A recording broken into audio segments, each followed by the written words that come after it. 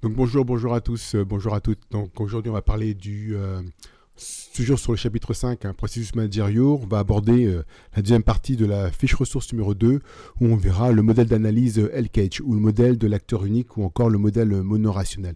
Allez, on commence. Voilà. Donc, il s'agit ici donc cette deuxième partie de la fiche ressource numéro 2, toujours dans les démarches stratégiques. On va voir donc, comme je disais tout à l'heure, le modèle de l'acteur unique qui va mettre ici en avant la notion de rationalité du dirigeant et ses capacités donc à décider de manière autonome. Alors, quand on parle de rationalité, on peut effectivement penser à la rationalité limitée, selon Herbert Simon de 1969, qui, pour lui, le dirigeant, eh bien, il a un vécu, c'est un homme avant tout, il a une histoire, une éducation, et donc quand il va prendre ses décisions, suivant le décideur, la décision ne sera pas forcément la même. Il va prendre une décision bien sûr de manière rationnelle, c'est-à-dire en tenant compte d'un certain nombre d'éléments, un certain nombre d'informations, et à partir de là, il va en tirer donc un choix qui va le faire, un choix stratégique dans le cas de dans ce cadre-là, dans ce cadre de la stratégie d'entreprise. Donc, il aura plusieurs options de stratégie. Et puis, en fonction de sa décision, il va faire un choix qui devrait normalement lui permettre, ici, on va dire, de maximiser le profit. Donc, si on parle de profit, là, c'est vraiment caricatural, puisqu'on pourrait parler d'autres choses, d'optimiser l'aspect social, l'aspect sociétal, l'aspect environnemental aussi, les deux paramètres qui correspondent à ce qu'on appelle la responsabilité sociétale ou sociale environnementale, enfin le RSE. Donc on verra peut-être un petit peu en détail aussi pour rappeler tout ça. Donc alors le choix, la décision, c'est donc le choix d'un acteur unique, même s'il est entouré de son staff, d'un état-major si vous voulez, c'est quand même lui qui va prendre la décision finale, éventuellement influencé par son état-major en tenant compte des informations reçues de l'état-major, mais à la fin la décision lui reviendra. Donc ici il n'y aura pas de litige quant au gain. Alors, donc pour un esprit occidental, c'est une approche plutôt cartésienne, et donc ce modèle va impliquer donc la bonne manière de décider à partir d'objectifs qui vont être définis au préalable, qui devront être clairs, et à partir de ça, on va pouvoir analyser donc dégager donc les avantages et les inconvénients associés à chaque choix. Alors, je parle d'avantages ou inconvénients, mais ça peut être le risque, le coût, le risque. Et la relation bénéfice-perte aussi, on pourrait entrer dans... Ça dépend dans quelle optique on se base. Donc allons-y. Donc voyons à quoi correspond ce modèle L-Cage. Hop là. Voilà, je continue. Voilà, donc toujours dans la même... Je vais essayer de donner des exemples dans la même situation que l'on voit depuis le début, l'histoire de la résidence Pro-Monde. Donc j'espère que vous l'avez bien en tête, je ne vais pas le relire. Donc je passe à la diapo suivante. Là, j'essaie d'aller un peu plus vite que les précédentes vidéos qui ont duré 40 minutes. Je suis un peu prolixe là-dessus, mais bon, je vais essayer de faire... Enfin, bon, je dis plus rien parce que j'arrive jamais à tenir les délais. Donc alors le modèle L-Cage, donc alors pourquoi on l'appelle L-Cage, je rappelle, c'est quand même le modèle monorationnel ou encore le modèle de l'acteur unique. Donc alors L-Cage, c'est du nom des 4 professeurs de la Harvard Business School, c'est-à-dire Learned, Christensen, Andrews et Guth, qui ont mis en place ce modèle, et c'est à partir de ce modèle, c'est pas à partir du modèle SWOT, c'est plutôt que c'est le modèle L-Cage qui a fait ressortir le modèle SWOT. Vous allez voir tout à l'heure qu'effectivement que le début du modèle L-Cage ressemble étrangement à celui du SWOT. Il est à l'origine, finalement du modèle SWOT. Donc il permet donc de déterminer les étapes rationnelles de la décision stratégique d'un dirigeant. Il va permettre de faire le lien entre l'analyse externe ici en termes de menaces et d'opportunités. Donc c'est ce qu'on a vu donc ici au niveau de l'environnement. Et le lien donc avec l'analyse interne. Et puis de là, ça va permettre de positionner l'entreprise, de dégager les facteurs de clé de succès ou encore ce qu'on appelle les compétences distinctives de l'entreprise ou les handicaps concurrentiels. On verra tout à l'heure dans la situation quelles sont les compétences distinctives de la résidence pro monde et quels sont les handicaps concurrentiels que l'on va rencontrer.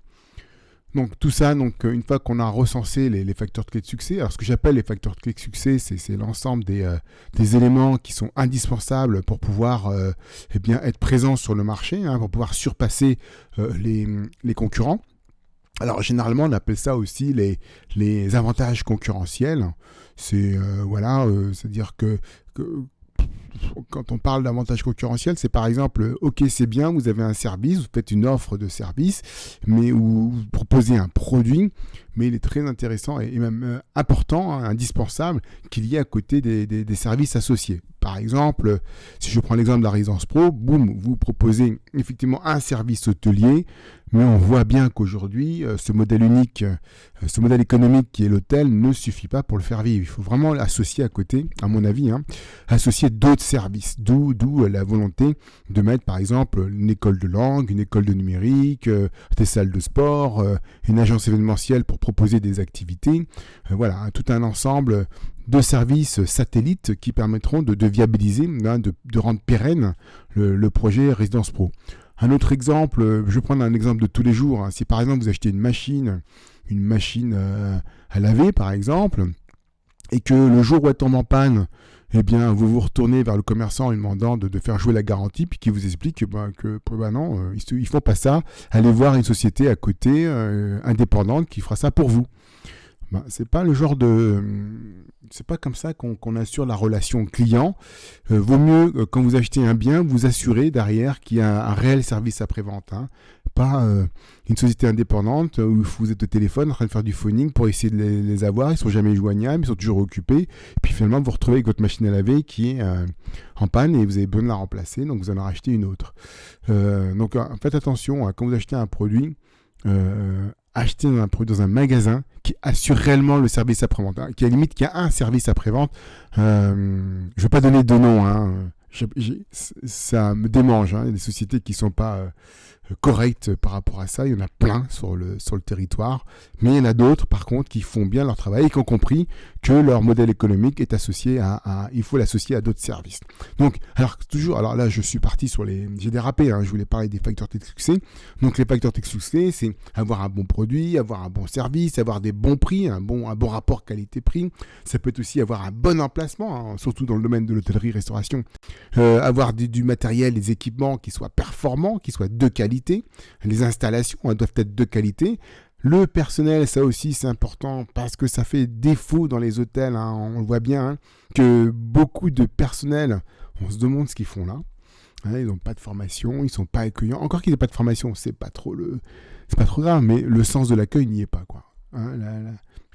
L'aspect commercial n'y est pas du tout. Bon, j'arrête les critiques, mais c'est un constat, c'est tiré de faits réels, mais aussi l'importance d'avoir des partenaires, et aussi ça joue aussi ça dépend aussi du caractère ou de la personnalité du chef d'entreprise aussi, ça joue.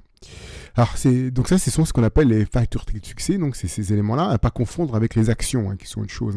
Par exemple, si je prends le facteur de succès qui est la communication, améliorer la communication de l'établissement pour avoir une meilleure visibilité, pour toucher un maximum de monde, si je crée par exemple un site web pour ça, pour être visible, si je crée un portail pour être visible, ça c'est l'action. Le fait de créer le portail, de créer le site web, ça c'est l'action. Mais le facteur de succès, c'est la communication. D'accord ? Voilà un exemple concret sur la distinction entre le facteur de succès et l'action. Un autre facteur de succès pour l'entreprise, si je prends le facteur de succès service, la qualité, le service,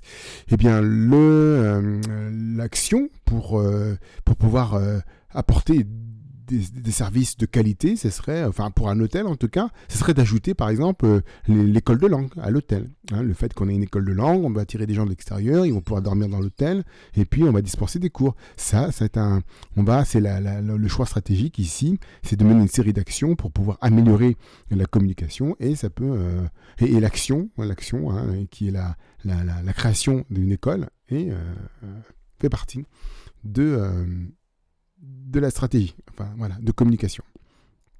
Quoi d'autre encore? Qu'est-ce que je peux dire là-dessus? Donc vous avez vu, hein, donc les SCP, donc voilà. Et puis là, ici, les compétences distinctives. Ici, j'entends par compétences distinctives, hein, c'est notre cœur de compétences. Hein. Nous, ici, dans le cadre de la résidence ProMonde, on est dans une situation où on éduque, on fait de la formation. On est bon dans tout ce qui est éducatif et pédagogique, on peut monter des séances, etc.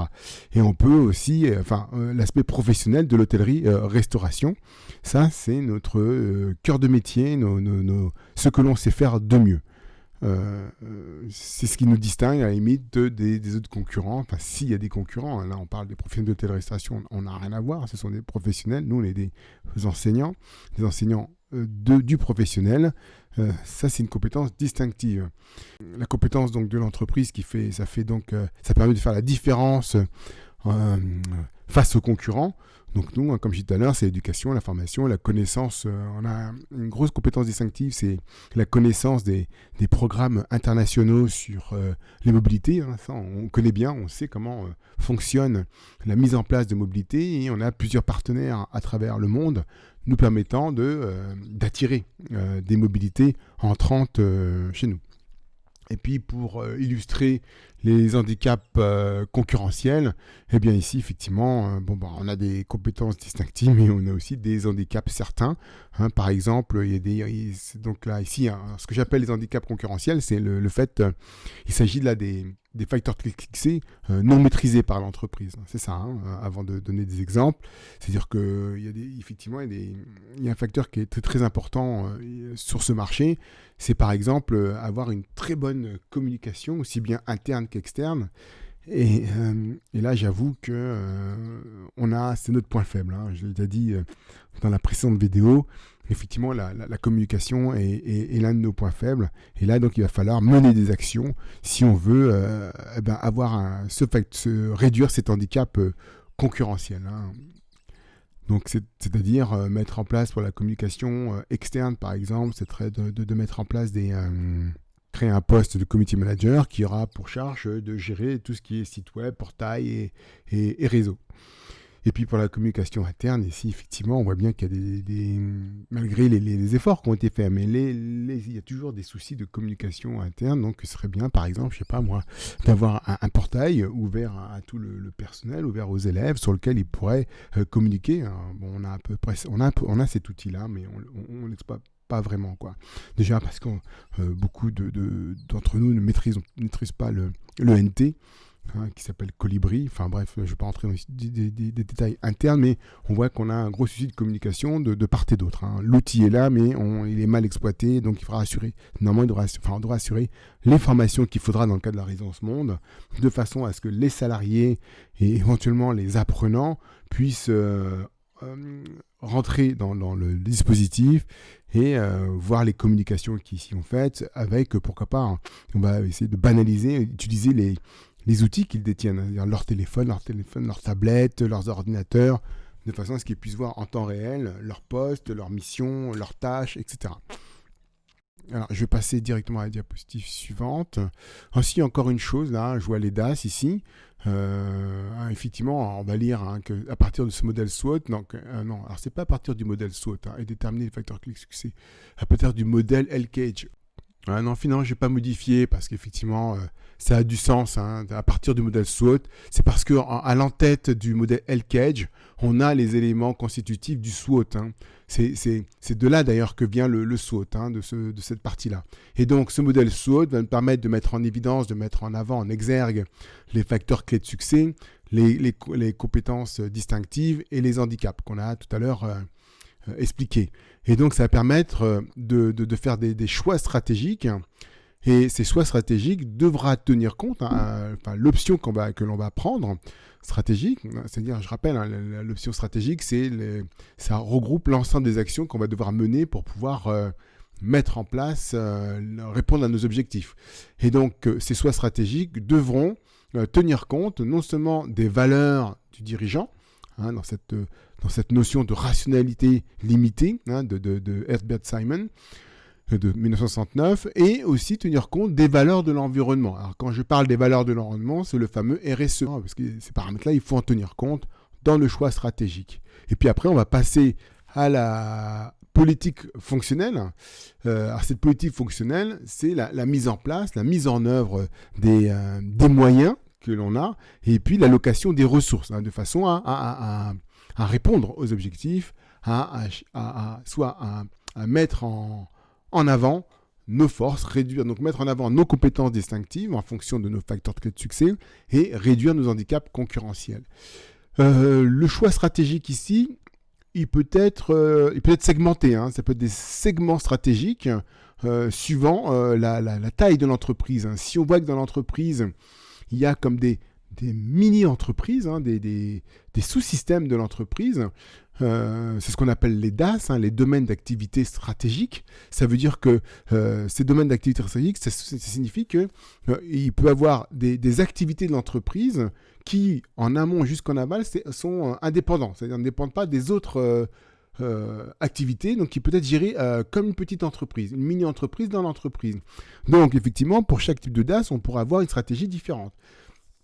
Je peux prendre l'exemple, si on a l'hôtel, l'hôtel, eh bien, la stratégie qu'on va adopter pour l'hôtel sera peut-être différente pour celle des restaurants. Parce que les clients, effectivement, on aura des clients de l'hôtel, mais on aura aussi des clients extérieurs. Donc, on aura peut-être une approche différente, une stratégie différente pour le restaurant que pour l'hôtel. Même chose pour l'école. Si on a une école de langue, la stratégie sera différente. Donc, on peut définir une stratégie pour une activité bien déterminée. J'espère que j'ai été clair.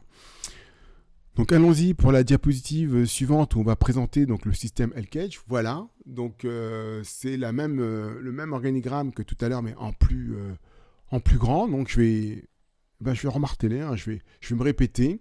Ou alors procéder peut-être aux étapes. Donc le décideur, qui est un être rationnel, qui est cartésien, donc il va effectuer donc des choix qui enchaînent avec la logique suivante. Donc on va formuler un problème, on va déterminer les causes et les objectifs, faire en sorte qu'ils soient parfaitement définis. Notre souci, on peut le faire pour un projet, on peut le faire pour un facteur clé de succès, ou on peut le faire pour un ensemble de facteurs clés de succès ou pour une création d'entreprise. Donc c'est vaste. Donc il faut être clair et précis dans ses objectifs.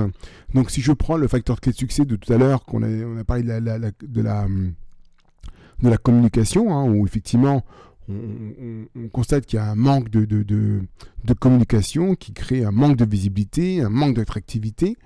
Dans cette hypothèse-là, mais l'objectif, ça va être de faire connaître donc, nos produits et les services qui y sont associés à nos clients potentiels. Et ici, donc, qui sont ici, en l'occurrence, dans le cas de la résidence Monde, on aura la DARIC, c'est la délégation académique des relations européennes et internationales et caribéennes. Caribéenne, je ne suis pas sûr que ce soit caribéenne à la fin. Enfin bon, c'est la DARIC. Je crois que je regarde le nom exact de la DARIC, mais c'est l'entité qui est rattachée au rectorat et qui s'occupe des relations internationales et européennes. Donc aussi, on s'intéresse dans le cas de la résidence pro, nous, pour avoir des clients. Alors, on est vraiment sur un marché spécifique, on l'a dit dans la première vidéo. On va s'intéresser donc aux responsables des relations internationales des établissements d'enseignement, que ce soit les universités, les écoles ou les lycées, ou collèges. On va aussi s'intéresser aux organismes qui sont en charge des mobilités entrantes dans chaque pays, comme l'agence Erasmus. Donc il y a des Erasmus dans chaque pays. Donc on va placer donc, une annonce par exemple sur le site School Gateway, où on aura toutes les formations proposées en Europe, voire même dans le monde. Et donc pour avoir donc, sur cette plateforme, sur ce portail-là, on va pouvoir être visible. Donc, et puis, le dernier point, ce qui est important aussi, c'est de pouvoir être visible vis-à-vis des visiteurs potentiels qui sont en quête donc, d'une expérience touristique de formation qui, j'espère, sera unique, enfin en tout cas peut être unique mais mauvaise, mais unique et bonne à la fois. Donc ça, et puis on va chercher à faire en sorte que cette visibilité, on l'ait avant, mais on l'ait aussi pendant et après. Donc on va vraiment chercher à les aider. Donc on va faire du repérage et expliquer toutes les actions possibles. Donc toutes les actions possibles, que ce soit le site web, que ce soit le community manager, les réseaux sociaux, faire des vidéos, faire des photos, faire en sorte que on va évaluer tout ça de manière exhaustive. On va rien laisser de côté. On fait un brainstorming. Et puis, aucune hypothèse doit être mise de côté. Toutes les possibilités doivent être évoquées. Et après, on va faire un choix. Alors, par exemple, au niveau du personnel, dans le cadre de cette communication interne, on va créer donc ce portail numérique à destination des personnels. Je sais que je me répète, je l'ai dit tout à l'heure, mais c'est vraiment pour que ça rentre. Donc, ce facteur clé succès communication, je rentre dans le détail, effectivement. Peut-être un peu trop, mais c'est pour que ce ne soit pas que des cases de couleur bleue ou bleu ciel, mais qu'il y ait derrière du sens. Donc je reviens au niveau du personnel. On va créer ce portail de façon à ce qu'il y ait de la transparence de l'information, qu'on n'ait plus ce bug, tiens, qu'est-ce qui a été dit, comment ça a été modifié, voilà. On va se référer à ce qu'il y a sur le portail numérique, de façon à ce qu'on ait tous et on reçoive tous la même information. Que ce soit comme dans la concurrence pure et parfaite, tout le monde a la même information. Et on va être à l'écoute des salariés, on va mettre en place des formations pour qu'ils sachent utiliser l'outil de communication, parce que très souvent, et on connaît bien ça, on a l'outil, mais pas beaucoup de monde ne sait comment utiliser l'outil informatique ou la plateforme. On va on va faire en sorte qu'il y ait une politique claire sur ce qu'on appelle les PAP, c'est-à-dire prenez vos appareils personnels. C'est le fait on aura effectivement des équipements à l'intérieur, mais on veut par exemple que le portail soit accessible sur votre téléphone portable ou sur votre tablette ou votre ordinateur, de façon à avoir la communication très rapidement. Alors, vous allez me dire, ça fait que c'est pas une forme de... Bref, je continue, j'arrête. Donc de façon à faciliter l'accès sur la plateforme dédiée. Alors au niveau de la communication externe cette fois, une fois que les objectifs sont définis, clairement, une fois qu'on a marqué la cible, une fois qu'on a figé le message, c'est-à-dire que les objectifs clairs, c'est de développer la formation des apprenants, mais aussi de permettre à des apprenants extérieurs de venir apprendre le français. Voilà, ça, sont les objectifs. On pourrait dire même c'est vrai que les objectifs normalement sont chiffrés. Là, c'est plus les missions ou les finalités, ce que je viens d'énumérer juste avant.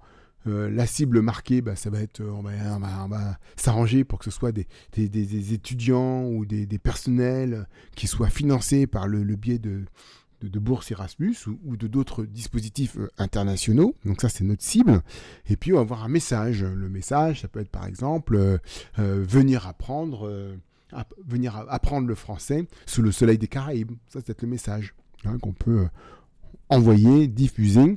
Et donc là, à partir de là, on va pouvoir définir les actions de communication qui auront un impact réel sur notre cible. Alors,